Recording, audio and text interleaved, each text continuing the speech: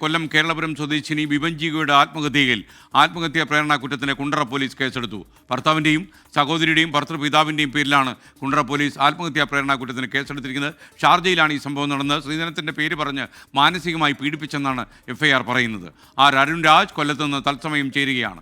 അരുൺ രാജ്, യഥാർത്ഥത്തിൽ ഈ ഷാർജയിൽ ഇവരുടെ മൃതദേഹം വിഭഞ്ജിയുടെ മൃതദേഹം അവിടെ അടക്കാൻ ഭർത്താവ് ശ്രമിക്കുന്നുണ്ട്. അതിലെന്തെങ്കിലും തുമ്പുണ്ടായിട്ടുണ്ടോ? അതിൽ അന്വേഷണം നടന്നിട്ടുണ്ടോ?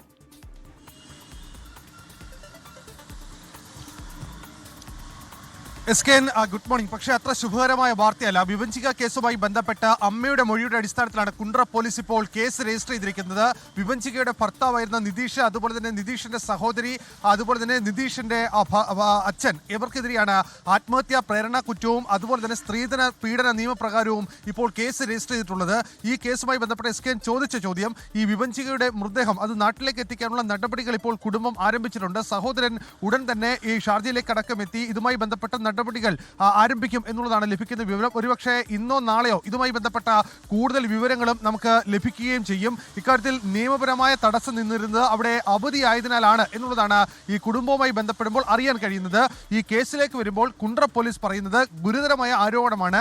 അമ്മ ശൈലജയുടെ മൊഴിയുടെ അടിസ്ഥാനത്തിൽ രേഖപ്പെടുത്തിയ FIR കൃത്യമായി തന്നെ പറയുന്നു, വിഭജിക നേരിട്ടിട്ടുള്ളത് കൊടിയമായ മർദ്ദനവും അതുപോലെ തന്നെ പീഡനവുമാണ്.